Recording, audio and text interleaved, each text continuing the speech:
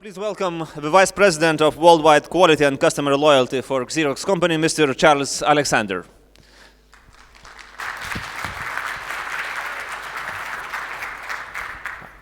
The floor is yours. Thank you. Ačiū, I should say. So, thank you for spending the time today. And I have to say, this is my first time in Lithuania. And when I go home, all my friends, my family, my buddies will say, so, how was Lithuania? We've never been there. We've never been there. So I always, when I travel to a place I've never been before, I always try to, at least come back with something that was, very good and something where maybe I struggled.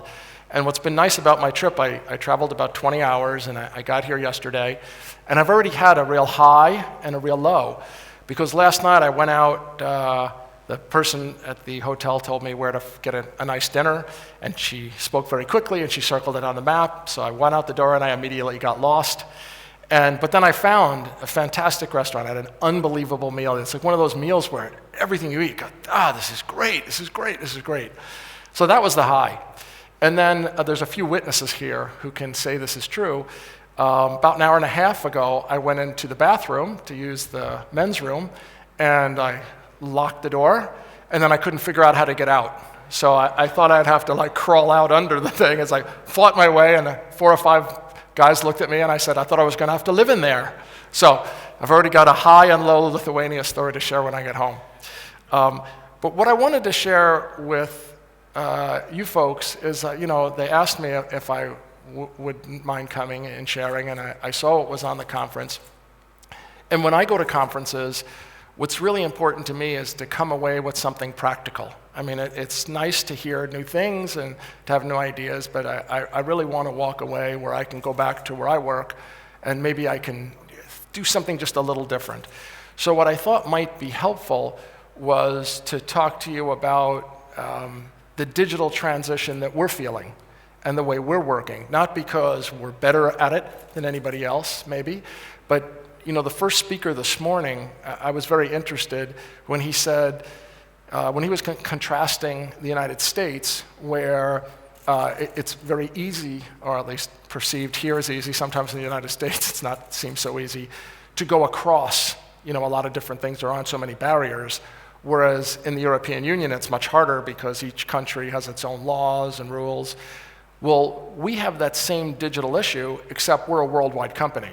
So we have to make things work everywhere. So the digital transition for us has been significant. And what I thought I would do, if it makes sense for everyone here, is just kind of take you through some of the things we've done and some of the things that at least I've seen. I've been there. A long time ago, I was a federal prosecutor. I originally studied law. I've run our legal department, sales, and now a lot of the engineering pieces. But some of the things we've seen and wrestled with around the digital transition, with the hope that maybe at least some of it will be helpful to you. Does that make sense? Is that all right? Okay. So let's get started. Oh, there we go. So, this is what you heard today, I think, from everyone. The world is becoming more digital every day. So what we had to ask, and I'm sure you had to ask, those are just words. Okay, it's becoming more digital. There's a lot of pictures like that, but what does it mean for your organization, whether you're working for a small company or large, government or private?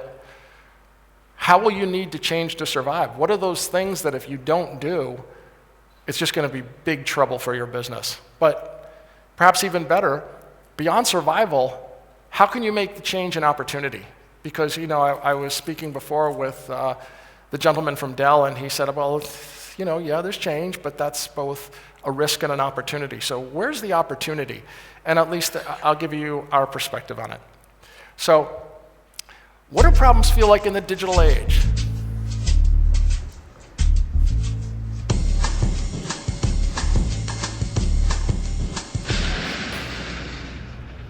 Whoa, that's not good.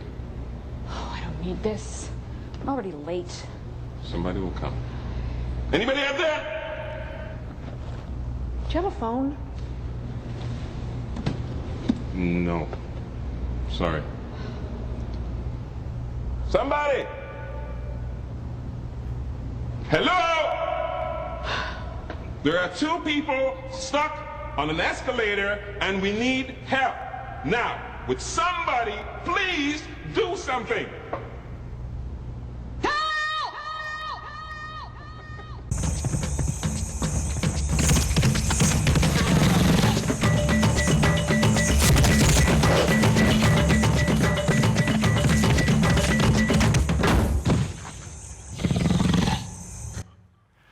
Okay, there's something about that seems to work everywhere in the world.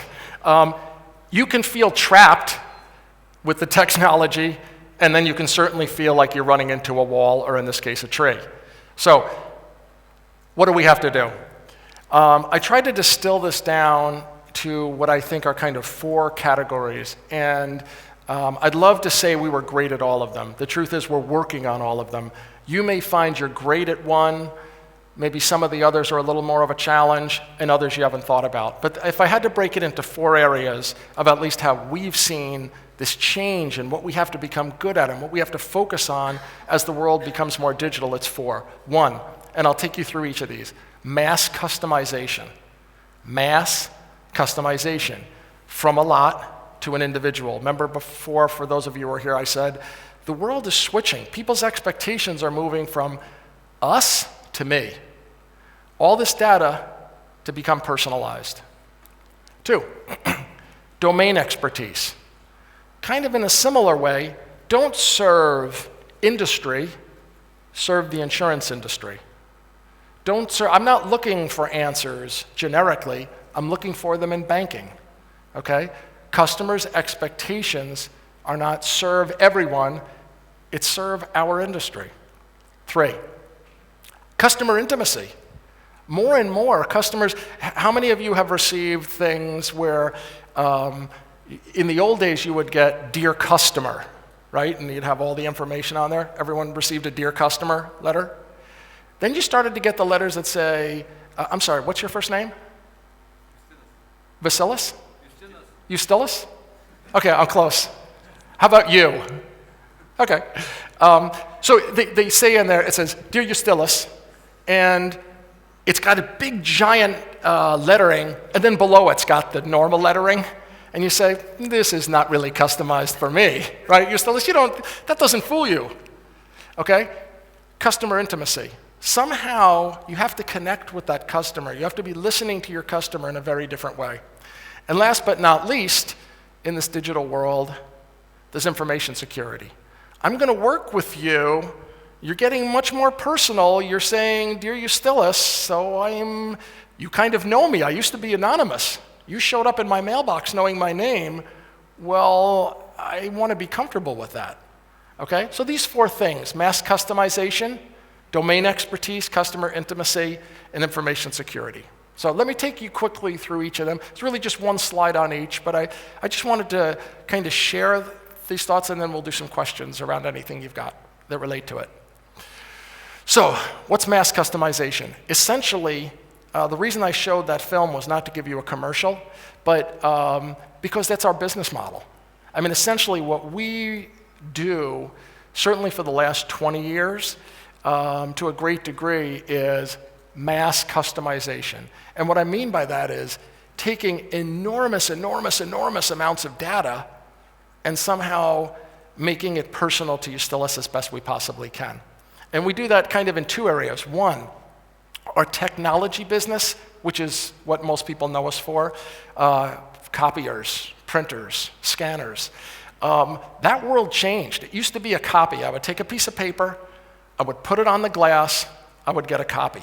Now, when that industry started, when the copier started, there was a commercial long ago, I don't know if it played over here, where we had a monk, Brother Dominic, and he would say, there was a famous commercial because they went into the monastery, and the head of the monastery, the abbot, walked over to the monk, and he said, give me 200 copies, and don't stop until you're done.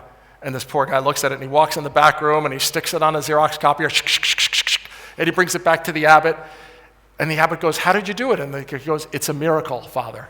And back then, it was a miracle, okay? It was a mass production that the world had never seen before. But that switched at some point from this just, optical copy scanning to a digital print. Now, What's the difference? Why is a digital print so different? All of a sudden, and this is the type of technology we sell today, once I sent from my where I produced it, my laptop maybe, handheld, I send the document, it's now just a digital bunch of bytes. I still need a print, but I could print this presentation from my desktop back in Rochester, New York, in downtown Vilnius, because it's a digital print. All of a sudden I'm taking the information, and if instead of it being mechanical transfer through heat and light, I'm capturing it digitally, and I can send it anywhere in the world. So it's getting a little bit more customized to me. I'm now choosing where I want to send it. But even now, that's old. Now, it's digital information. So when I capture that piece of information, I may want to use it differently. So let me give you an example. Maybe 20 years ago, I assume it's the same here, in the United States at least, everyone started to, you used to get a Christmas card from everyone. You'd handwrite the card, Dear Sally, I hope your family is well, love, us. Well, maybe 15 years ago, all of a sudden it started becoming pictures. Okay, so all of a sudden you went from this you put a picture on there, okay, and that was really nice, and then you wrote out Dear Sally. Then, after that, all of a sudden it started becoming, I don't want to just use the picture, I want to use the picture in a calendar, or I want to use the picture in a luggage tag, or I want to use the picture, we got a Christmas card this year that showed their son, every picture from his graduation from kindergarten, a 5-year-old, through high school. So they were pulling all this digital information to make an image to put in a Christmas card. It's changing from just flat copy to now I have digital information, where it used to be a transfer to copy, to now I've got digital information that I want to use any way I want to use. That's mass customization. So those pictures are no longer just something to be copied, they're to be stored, so I can use them any way I want. In fact, when Asta, who works with me at Xerox, she's here in Vilnius, when she picked me up, the luggage tag has a picture of my dog on it with my name because someone used that piece of information, but I designed it. I also designed them for my children who said, oh God, Dad, those we can't use those. But then one of my youngest, the boy, went on a trip, church retreat, and they all said how great it was, so now he thinks again, I'm in his good graces again. But that ability to use things the way I want to use them is essentially mass customization. And there's example after example after example. The old world of just making a flat copy doesn't exist. Maybe I want to scan that information in and fill it into a record file. Maybe I want to extract that information in a hospital so I can take all the different records so I know all the different medicines, so I don't have to tell my doctor each time, but all my medical records are right there at one time. It's that math. Now think about how many records there are about the medicines people use, but you're customizing into something personal. Similarly, in the services business, which is the other half of our business, we've had to learn. So this is really a learning curve for us. And we had to start getting used to, it's not going to, just as we had to learn, hey, it's not going to be enough to allow people to make copies anymore. You're going to have to figure out how to help them use it personally the way they want to.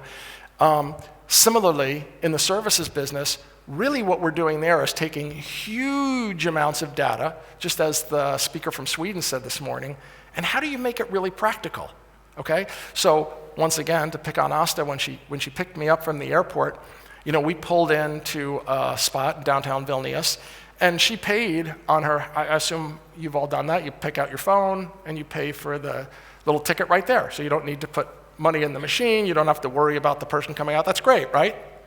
Okay? But what about, wouldn't it be better? Who here has ever had to drive around looking for a parking spot? Anybody? Okay? The rest of you don't want to raise your hands, right? Everybody, you go into especially a city, it can be very hard to find a parking spot. But not in San Francisco. Because in San Francisco, you can say, where are there available, with technology from our company, where are there available parking spots? And it will tell you, oh, right now there are 11 open spots on the third ramp over here, and it's $6, or you can go over there. Think about how much time that saves, okay? But in the future, that's not going to be enough, because Asta is driving a large car, and as she backed in today, she said, "That's a very big car, I need a big space." In the future, in San Francisco, when Asta's driving that car, it will actually say, for your car, there are 3 spots, because there's spots over there, but they're not big enough for your car. That's mass customization of data. So that's taking all the bits of all the parking spots in San Francisco, and it's telling you what's open right now and putting it on your mobile, but then also customizing it for you because they know your car is large, okay? I mean, it might sound intimidating, but it's not. It's just putting data together. It's just algorithms. That's kind of where it sounds like something in the future. It's right now. Those applications exist right now. So when people say, you know, where is it going? This idea, what people are looking for is business interactions that are efficient. Nobody wants to pay more. So if I said, oh, by the way, because you used my service, your parking just went from $6 to $12. Are you okay? You're going to still use it? Not really. I don't want to pay any more for it, right? But I want it to be efficient, but I want it to be personal to my car. Because my telling you there's an open spot when you're driving a big truck doesn't really help you, does it? Okay? That's that vortex. So you got to take a lot of information, but it can't cost a lot of money, and you got to make it personal. Okay? So that's the first one. If you asked me, what are the things that you have to be looking at what you're doing? If you're in a government bureau, you really have to be saying, well, what are the types of data that we have access to? What's the information we have access to? And how can I efficiently, not expensively, use that data so that it's personalized? The more it becomes personalized, the more it fits in a digital world. Does that make sense? Okay? If you're in any type of business, transactional printing, hospitals, okay, the person really doesn't care what the standard procedure is. They want to know, when is their dinner coming? Don't worry, dinner's coming between 4 o'clock and 9 o'clock, so it'll be with you soon. It's not good enough. There's no reason at all why the hospital can't say, oh, the way it's sequenced today with what you've ordered, it should be there between 5:15 and 5:25, okay? It's algorithms. It's where the world is going. It's a math world that's coming, and it all has to do with data. 2, domain expertise. Now this is, I'm gonna tell you right off the bat, it's a terrible slide. So I won't try to read all the way through it, but I wanted to give you, since I'm kind of talking, if that first document said, don't serve us in parking lots and all, it's saying, serve me. Don't serve us. I don't want to know where all the parking spots. You want to know where you can fit your truck. Serve me. Okay? In the same way, businesses, so for those of you who are serving businesses, business to business, is no longer interested in generic solutions. Okay? That's what a lot of what we sell are generic solutions. So, for example, one of the things we do is we run a lot of call centers. So if you've had to call someone and they picked up the phone and they said, hello, you know, this is the Vilnius Power Company or wherever it is in the world, quite frankly, chances are the person you're talking to actually works for Xerox in maybe a third of the time. I mean, we're the biggest provider of call centers in the world, which most people don't know. Okay, and they're all over the world, so you, depending on the accent, you can guess, you know, if you're good at it, but they're all over the world, okay? But that's a very generic piece, and we have some tools like something called Call Simplicity that allows us to take, you know, hundreds of different screens and allow the person at the call to use it. But it's okay. I mean, it's a kind of commoditized world. We do it, but it's not the future. So next, you start to get into these differentiating by industry, okay? Because remember, the hospital doesn't really care that you're generically serving the world. Okay, that's great. Fine, thank you for serving the world. What about me? What about our industry? What about hospitals? And so, for example, transportation. We talked about San Francisco, okay? If I'm in the Department of Transportation, I really don't care what you're doing for banking, okay? If I'm in the insurance world, if I'm in the mortgage services world, one of the things we came up with, how many people have a mortgage here? I mean, for your home, okay? Just sign one piece of paper and off you go, right? Very simple? No. I don't care where you are in the world. It's thousands of pieces of paper. You can't read them all. You're just saying, I hope I'm signing everything okay. I hope this is okay. The mortgage, and at least in the United States, to put the paperwork together could take like 35 days, okay? It's all just paperwork. It's all pretty standard. This application, it's only for the mortgage industry, but it's something that took it from like 35 days to 4 days. And by the way, that's not only better, it's more personalized, it's way less expensive. Once you have the software there, because you're not paying people hundreds of hours of work to pile things and create, it's personalized to you and much quicker. But that's probably not enough either, because it's still an industry. And I'm happier that you're serving the hospital because I'm a hospital, but what about my hospital? So I heard someone talk about McDonald's. So this is really going from kind of I'm generically serving the world to I'm serving an industry to I'm serving an individual customer client. So the example here, in the United States, we used to call it fast food. You know, you'd go into McDonald's and it would be fast food. Well, at some point, we got so crazy that it wasn't fast enough, so everybody had to sit in their cars. They didn't even want to get out of their cars. They would just drive up. They had to go to the drive-thru for faster food. The only problem was it wasn't fast enough because there's only one window. And heaven forbid someone said, oh, can you take the seeds off the bun and can you not have a pickle? So all of a sudden, it was taking too long. So what McDonald's realized is they'd be better off, since they only had the one window, they could have 2 lanes going. So as the one person was finished, the other person would come up. So then they had this 2-lane system. There was only one problem. John is in his car, and or it's me. I've just ordered something. I'll have a hamburger with ketchup and a coffee, please. Fine, thank you very much. Drive through to the first window. And just as I'm about to drive, my wife calls. I say, hello, honey, how are you? Oh, you're not gonna believe it. Our son, Matthew, got in trouble again. He's been bad, blah, blah, blah, blah. And I'm saying, well, honey, I'm in the line at McDonald's right now. I can't really talk. Can I wait till I get home? And no. I said, oh my gosh, okay. So you talk for a second or two and then you creep up. What you didn't realize is the person who was after me in that second lane just went ahead of me because they didn't know my wife called me about our son. They just went ahead of me because they didn't get a crazy phone call. So they had a hamburger with a Coke, or they had a fish sandwich with a Coke. So they went ahead of me, and then as I drove through, I got the bag, and I got the thing, and I drove away with their fish sandwich, and they drove away with my hamburger, and nobody was happy. Okay, and then everyone went back to McDonald's, blah, blah, blah, blah, blah. So they were having real problems with that. So their need for speed was causing a problem. So what we did, in the same way that we have a lot of technology around taking information, snapshots, photos, and then using them very quickly. We run a lot of the different transportation around the world where if you go through a toll lane and you have that little pass and it just reads that it's your pass, we do most of those in the world. So that's a technology that's part of our company. We started using that technology at McDonald's to take a very, very fast picture of the car associated with the hamburger and a picture of the car associated with the fish sandwich. So when the person who's sitting there, who's 17 years old, and he was out the night before, and his girlfriend just broke up with him, and he's barely paying attention, instead of it saying, order number 765, and he throws you the fish sandwich when you ordered a hamburger, next to the fish sandwich, it has a picture of your car. So when he looks, all he does is check, okay, it's the red Saab, here's your fish sandwich. Think about it, now, it's not more expensive. Once it's in, it doesn't really cost anything. But it was a piece that allowed us to serve a very specific customer in a very specific industry. That's value, okay? It's moving away from this type of commodity issue to very, very specific to that customer.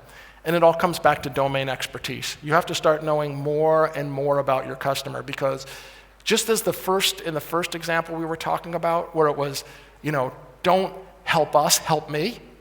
This is, don't help our industry, help my company. It becomes more and more and more personal as you get more digital. Does that make sense? Okay. So let me go to the third one. Customer intimacy. Sorry. This one is even further, because this is really your customer saying, listen to me. don't just talk to me, listen to me. I really have opinions, and I want to be served the way I want to be served. Who thinks their company is very good at that right now?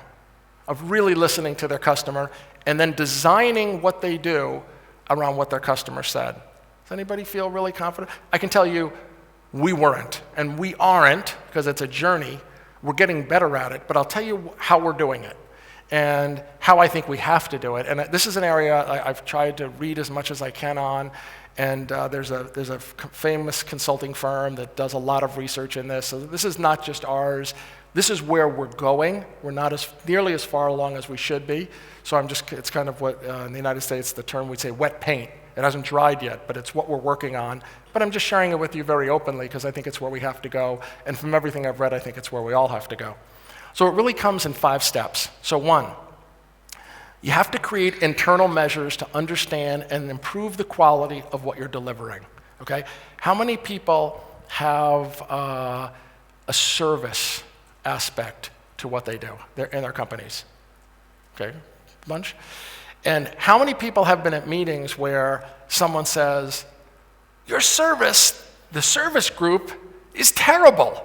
And the service person goes, no, it's not. Our service is great. He says, I just talked to this customer. He thinks you're terrible. That customer's crazy. We're great. Does that sound familiar to anybody? Okay, I see a lot of people laughing. Happens all the time. The deliveries are horrible. No, the deliveries are great. This product is way too expensive. Are you crazy? We're the lowest price in the market. It's what a friend of mine used to call belly fighting. So you just boom, boom. You're just bouncing against each other and talking at each other, but you're not really solving anything. It really starts this whole, and it seems funny because you say customer intimacy, it starts with measurement. I mean, if you really had to distill down, I'm in charge of quality for our company, and when people start, blah, blah, blah, I said, look, if you want to cut it down to one word, measure. Measure. If you don't measure, then you're just fighting. It's good, it's bad, it's good, it's bad. Measure. Okay, start the best internal measurements you can. And that's only a start, but it starts with what are the things you think the customer cares about. Okay, because if you're not measuring, George Harrison, the Quiet Beatle, his last album was not very good, but he had one great song on it just before he died, and it was called, If You Don't Know Where You're Going, Any Road Will Take You There. It's true. If you don't have a destination, are you on your way? Sure. If I don't know where I'm going, any road will take me there. You have to start with, where are you headed? What are you trying to measure? What do you think good is? Number 2, once you've done this for yourself, I can even use the pointer. Once you've done this for yourself, I've always thought these were very small dots, but okay, maybe it was me. But when you get to number 2, reach out to the decision makers, the key influencers, and actually ask them, what can we do better? I mean, I try very hard, and if I'm overtired enough, maybe I forget, but I was in, I've run different parts of the company, like I said, but I was in sales and marketing for a long time. Maybe I spent about 10 years running our legal department. My training was originally in law. And then I ran sales and marketing in different parts of the company, and now I'm more on the engineering side. But one thing I always tried to ask every customer was, what can we do better? And it wasn't just a phony, okay, now I can think about, do I want chicken for dinner? I had chicken last night while they talk. You're really listening because you want to know through their eyes, what can you do better? And you have to really systemically make sure you're asking. Don't ask 3 people at a round table. That's not enough. You really have to ask as many customers as possible, the people who make the decision whether you stay or go, what were we doing right? What were we doing wrong? And there's ways to do that more formally. But the main thing is that you're collecting their feedback. 3, then after you've talked to the people who make the decisions, keep in mind, they don't really know anything, oftentimes, okay? The person who decides, who here is in the commercial side? Meaning you're in private business. Is your business a private business? Can I bother you? Private business or public? Government? Okay, who has a private business? Okay, what private business, what's the industry? Furniture, okay, great. So if someone was I'm gonna buy furniture for all my stores, okay, across all of the Baltics, That person who signs that, do you think that's the guy who sits down every day and goes like this? I don't know, the back support isn't very good. I'm not really comfortable with this. Is that who it is? Probably not, right? It's probably a procurement officer, it's a purchasing manager. It depends on who you're selling it to. If it's an individual, it's, okay, the husband and wife. But as you go into business to business especially, the person who's making the choice is here, but the actual endpoint users are someone different. If you're in business, if you're lucky enough to be in business to consumer, it's the same. If you're in business to business, you have to know both, because in the end, the procurement officer talks to the people and say, hey, how was that furniture? Did you like it? I think it was the right choice. Was it the right choice? They're going to influence the person who makes the decision. So you have to get feedback from both. So if you're thinking, who is making the decision, but who's over time, after the decision's made, going to influence the decision? And you want to get feedback for both. 4, most important, how many people here have ever filled out a survey? I know I keep asking for hands, but okay, the rest of you have never filled out a survey? Okay, this is the least surveyed country on the planet. But okay, I accept it, because I'm in Lithuania, and if that's how you do it, I accept it. I don't believe you, but I accept it. But you filled out a survey, okay? There's nothing worse than filling out a survey and saying, this phone service was terrible. I hate you guys. The bill is always wrong. You always drop my calls. Never hear back. Like, think about it. Why would you ask for feedback? Someone gives you the kindness and the courtesy to give you feedback to make your furniture company better, then you ignore it. That person already thinks poorly of your company. That's why they had a complaint. They gave you a beautiful opportunity to turn someone who might not ever buy from you again, to show them how good you are by handling every customer, every influencer, every end user. But if you think about it, that pulling in that data is not just to create big data. It allows you to get to a customer who might be frustrated, because that's your customer in the future. I think you've probably heard the statistic.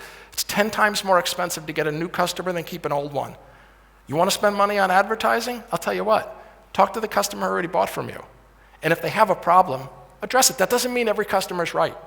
It doesn't mean you have to make everyone happy. You don't. But listen and react reasonably. I can tell you statistically, silly as this sounds, 85% of customers with a complaint are reasonable. They say, well, how could you know that? That's silly. How can you know 85%?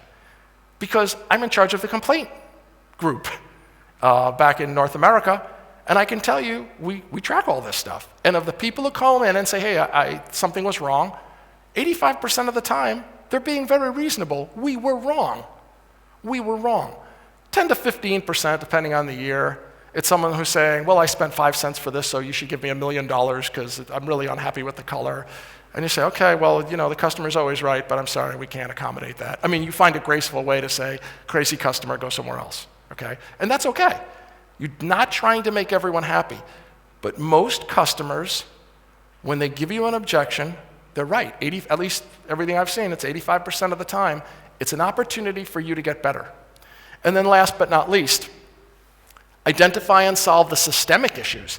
Not only did I find out, you're kidding me, so when we delivered the furniture, the person scratched your door. Okay, I'm really sorry, we'll fix it. And the person came in with, wearing I hate everybody t-shirts and scared my dog, and okay. If it happens one time, you fix it, you move away. But what if it happens 15 times? You have a problem in your business. This is not a one-off thing. This is a systemic issue. It's an opportunity for you to get better. Your customers are a gold mine of information. All we're trying to do is get better. If we're in the charity industry, we're trying to be more efficient and raise funds more. Okay? If we're in the government sector, we're trying to serve our customers better. If we're in private industry, we're trying to sell more. Who knows better than the people on the other end? When you can collect this information, solve the individual problems, you basically help that customer to be a repeat customer, but then they teach you how to be better. And then, just to close the loop, you bring it right back down to here. Why? Because now you can refine your internal targets. So, let's go back to the crazy service guy who goes, my service is great. No, it's not. Yes, it is. No, it's not. Well, guess what? We just talked to the customers. And 65% of them say, you're too slow. So this isn't about an internal fighting. You might be measuring yourself right now, but you're not measuring yourself on the right things. Or you don't have the right standard because your customers are not happy with it. So you start to get more and more refined in your own internal measurements. Does that make sense? So it's kind of a loop that you're really trying to protect yourself and grow your ability to serve, whether it's serving public, charity, or private sector. So that's kind of the third. Last, what's information security? So the little cartoon says, I can't see your future, but I found your bank files, your social security number, your company passwords. People can see a lot in the digital world. Okay, that's the problem with information security. There's a lot of information out there. So what's it really mean? Information security is the protection of information and systems from unauthorized access. You don't want anyone getting in who shouldn't see it. Or if they're in, they should only see what they're allowed to see. Disclosure, you don't want people sending it out when they shouldn't. Modification, destruction, disruption, anything that will get in the way of the reasonable expectation or the legal requirement of the person who gave you that information. What are people looking for? Data confidentially, don't share what you're not supposed to share. Data integrity, don't screw up my data. Don't send me the speeding ticket, you sent it to the wrong license plate. That's not me, that's the guy at the furniture store. He's always riding around like a maniac because everyone's scratching doors. Data availability, okay? I want to get access to it when I want to get access to it, okay? This is a lot of stuff. This is hard to do. Anyone have any concerns about the data security issues, information security issues? Okay, if you don't, you should. Okay, there's a commercial that runs in the United States. It's for Cisco, who I saw was one of the sponsors here. And there's a guy sitting there, it's a young person in their 20s with kind of a sketchy beard, and he's bouncing a ball and he's saying, we're hacking you right now. We're breaking into you right now. They are. Someone is. Around the world, in fact, I can tell you for sure, what season do you think has the most hacks? When do you think there's the most problems? Take a guess. Christmas. Wrong. Summer, why? Absolutely, college break. These are kids who grew up digitally. They love doing this stuff, and they're bored. They're not in school, okay? So, hack. As soon as September comes, goes down, because the hackathons are over, okay?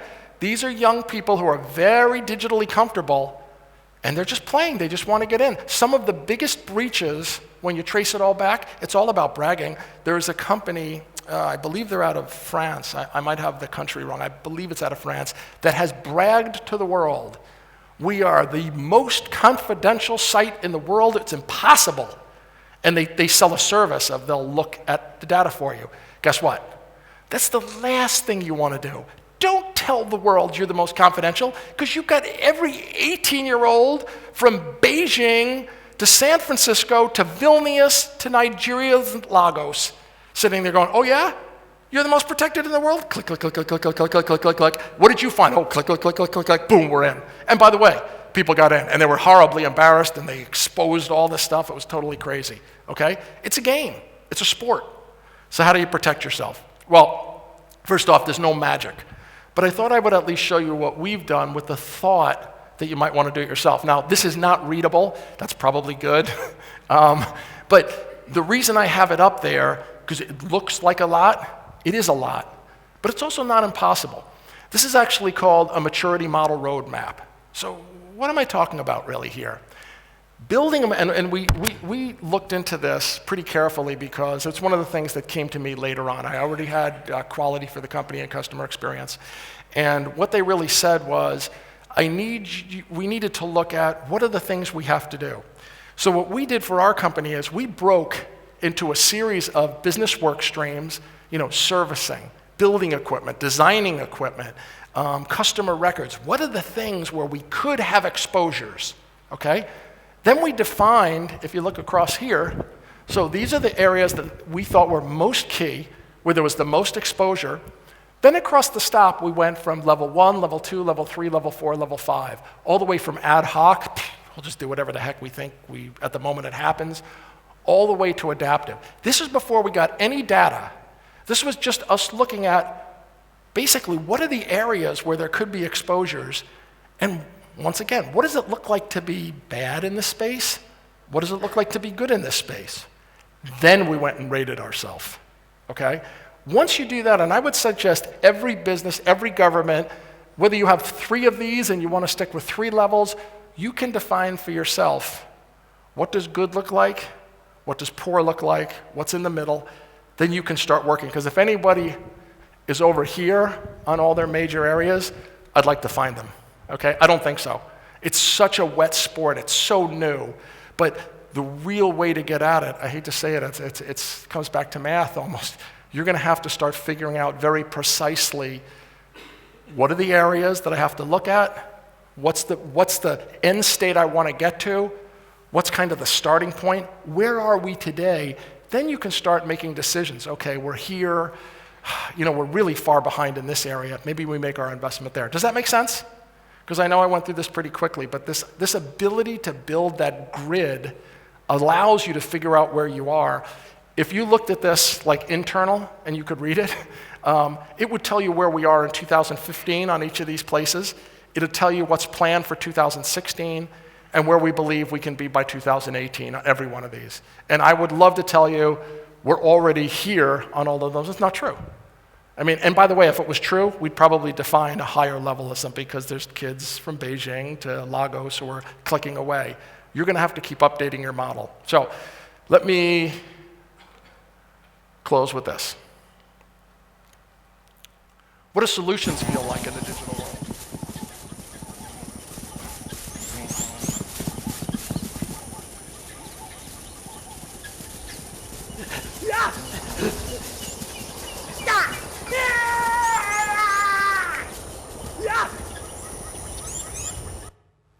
Okay. Moral of the story, catching the cat is better than hitting the tree. Okay, thank you. That's what I had.